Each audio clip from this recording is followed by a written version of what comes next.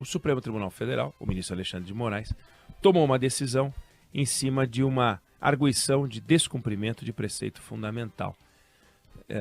Entraram com essa ação, com essa arguição, o movimento dos sem-teto, o PSOL e a Rede. A discussão, população em situação de rua. Tema essencial, tema fundamental do Brasil. Não há lugar por onde a gente passe, nos grandes centros, em algumas cidades do interior, de forma mais concentrada nas principais regiões, nas maiores cidades, população em situação de rua é um problema social de primeira grandeza. Um problema social de primeira grandeza exige um tratamento complexo, exige um tratamento eficaz, antes de tudo. E nós não temos um tratamento eficaz. Não há muito o que dizer sobre como está a situação. Então, a Rede, o PSOL, o Movimento dos Trabalhadores do Sem-Teto, entraram com essa arguição de descumprimento de preceito fundamental, porque existe uma política nacional para a população em situação de rua, que é de 2009, tem 13 anos, 14 anos, e simplesmente uma série de coisas estabelecidas por aquela política não está em vigor, é um decreto.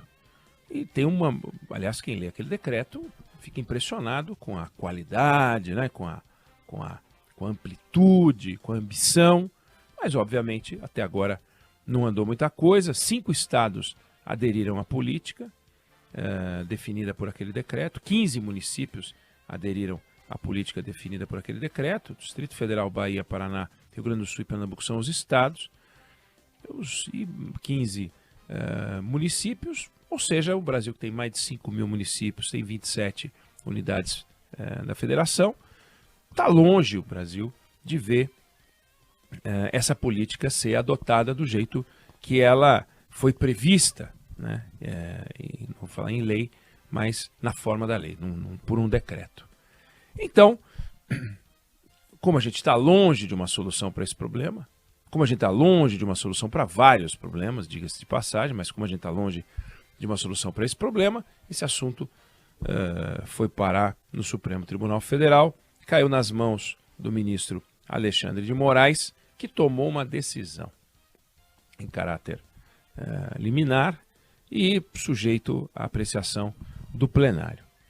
Ouvida a AGU, a Advocacia Geral da União, ela se manifestou pelo não conhecimento da ação. Esquece isso.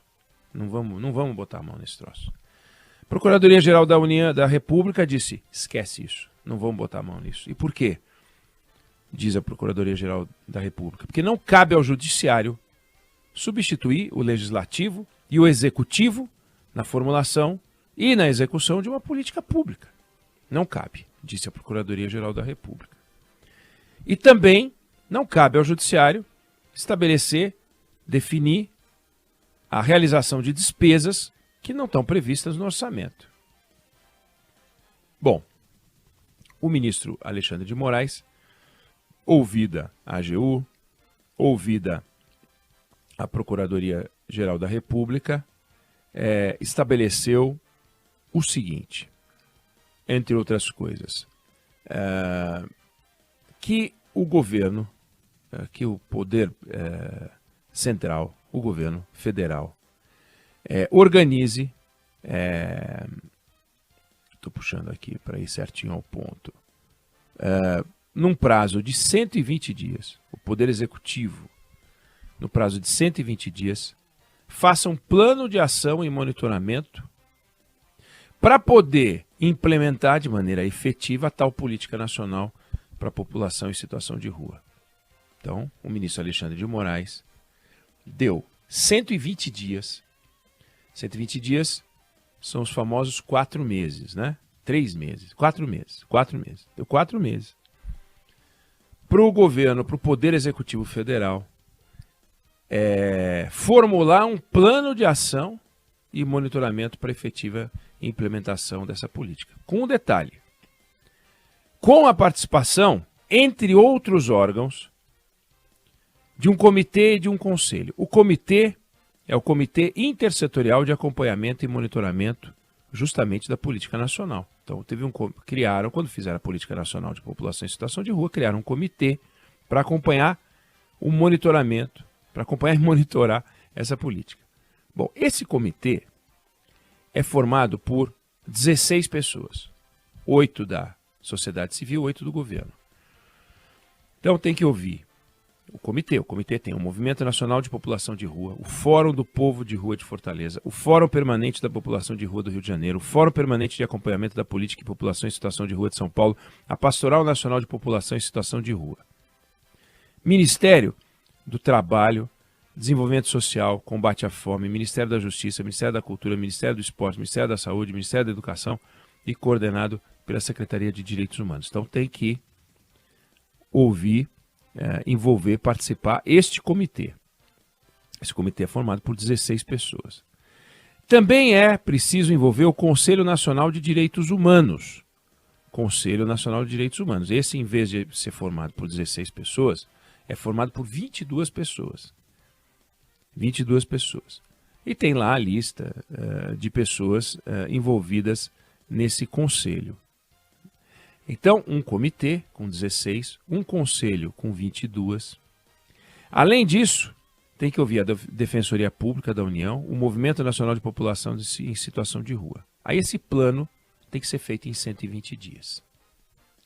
Então imagine o governo reunindo, e claro, e como é um plano de ação para uma política em situação de rua, que envolve estados e municípios, tem que ouvir estados e municípios. Os municípios são 5.500.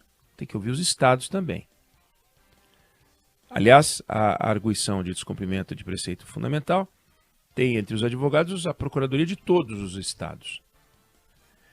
Então tem que elaborar um diagnóstico, uma série de coisas que estão nessa formulação da política definida pelo Alexandre de Moraes. Ele disse lá a criação de instrumentos de diagnóstico, desenvolvimento de mecanismos para mapear a população, fiscalização de despejo, elaboração de diretrizes e tal, uma série de itens, série de itens.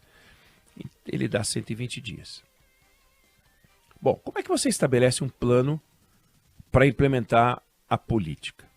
Tem que ouvir todo mundo para fazer um plano efetivo, eficaz. E quando é uma política, quando se estabelece uma política, que foi uma decisão, foi um decreto, é uma ordem dada, né? É uma diretriz, uma determinação dada pelo Poder Executivo, é no mundo da política, a gente sabe como as coisas funcionam. 13 anos depois, não foi implementado. No entanto, quando se trata de uma ordem judicial, que isso é uma decisão de um ministro do Supremo Tribunal Federal, isso é uma ordem, não é um conselho, né? Não é uma opinião do ministro Alexandre de Moraes, é uma determinação. Então é preciso cumprir a ordem judicial. Ela tem que ser executada, ela tem que ser cumprida. Como é que vai cumprir essa ordem? Em 120 dias fazer um plano nacional para... Veja, é um plano para efetiva implementação. Não é um plano para efetiva implementação. Então tem que ser um plano efetivo. Efetivo é subjetivo, mas efetivo. A gente só vai saber se um plano é efetivo depois, né? Não antes de fazer. Vários planos, inclusive econômicos, né, se mostraram não efetivos, mas foram formulados ainda assim. Então a gente quer um plano que seja efetivo para implementar a política nacional e que seja feito em 120 dias. Vamos lá. Por que a gente tem população em situação de rua? Se a gente listar as razões, a gente fica até amanhã aqui. Mas por trás disso tem fatores como a urbanização rápida no país, o processo migratório, desigualdade social, que leva ao processo migratório também. É natural que as pessoas se dirijam para lugares onde entendem que tem mais chance de ter sucesso. A imigração e os imigrantes de outros países, né, os imigrantes, eles são pessoas que estão na base do desenvolvimento do Brasil. O processo migratório é realizado pelas pessoas que têm a coragem de fazer suas malas e ir para outro lugar em busca do sucesso, em busca de uma oportunidade, em busca de uma chance. Mas o processo migratório não necessariamente produz o enriquecimento ou o sucesso daquela família. Mas ainda assim, ela está saindo de um lugar onde as condições são tão ruins que vale a pena ir. Mas o processo migratório tem efeitos e é uma das causas. Desigualdade social, falei. Pobreza. Alguém discute que a pobreza não tem a ver com isso? Desemprego. Uso de drogas. Tráfico de drogas. O tráfico aprisiona as pessoas em situação de rua. Na situação de rua. Também. Criminalidade. Política de moradia. Doenças mentais de todos os tipos. Mais leves, médias, mais graves. Quebra de vínculos familiares. Traumas de todos os tipos. Então, para cada um desses itens que eu falei e por todos os outros itens que possam ser listados, a gente tem uma discussão. Algumas podem resultar numa política pública, outras não. Outras não. Então a gente vai listar tudo isso e vai apresentar um plano efetivo com proposta de moradia, de combate à desigualdade, a parte policial contra o tráfico de drogas, cuidados no manuseio dos pertences e por aí vai. E tudo isso em 120 dias, porque essa foi a definição, a determinação do ministro Alexandre de Moraes. Existem outros pontos na decisão. Proibir o recolhimento forçado de bens e pertences, bem como a remoção e o transporte compulsório de pessoas em situação de rua. Então, proíbe o transporte compulsório de pessoas em situação de rua. E parte do princípio que todas as pessoas em situação de rua estão na mesma condição. Ninguém ali pode ter uma doença mental grave, por exemplo. Coisas que já são ilegais, como, por exemplo, vedar o emprego de técnicas de arquitetura hostil debaixo do viaduto, põe aquelas pedras pontudas para que ninguém durma ali, isso já é proibido. Mas, de todo jeito, está ali na decisão. Né? Não é uma decisão que torna ilegal, aliás, que dá uma ordem judicial proibindo algo que se pode fazer. Não, isso já não se pode fazer. Mas as pessoas em situação de rua, elas não são pessoas em situação de rua do mesmo jeito em todos os lugares da mesma forma. Grandes centros, como é o caso de São Paulo, vários dos pontos listados pelo ministro Alexandre de Moraes já são observados na cidade de São Paulo, vários deles. Vários dos pontos.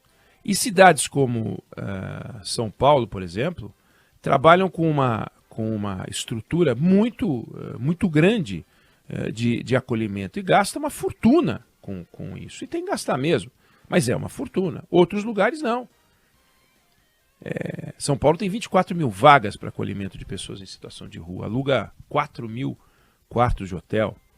É uma estrutura? É suficiente? Não, não é suficiente.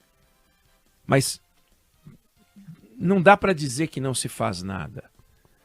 No documento, na ação proposta pela rede, proposta pelo PSOL, proposta pelo movimento do Sem Teto, lá se diz que não se faz nada, omissão do Estado. Não há omissão. Há sim uma situação de fragilidade, eles falam em completa omissão estatal. É ineficaz? É ineficaz. É ineficiente? É ineficiente. Agora, dizer que não se faz nada, não é verdade. Esse é um dos debates mais difíceis que se tem nas campanhas eleitorais. Agora, a pergunta que fica, nesse caso, é a seguinte. Cabe ao Poder Judiciário, e a pergunta foi proposta pela Procuradoria-Geral da República. Alexandre de Moraes deixou claro que a resposta dele é não. Do contrário, ele acolheria a sugestão da Procuradoria-Geral da República. Cabe ao Poder Judiciário substituir o Legislativo e o Poder Executivo para formular uma política pública essencial. Essencial. Porque se for uma política pública não essencial, o Alexandre de Moraes não ia dar uma decisão. Mas essencial. É esse o papel que se espera do Supremo Tribunal Federal?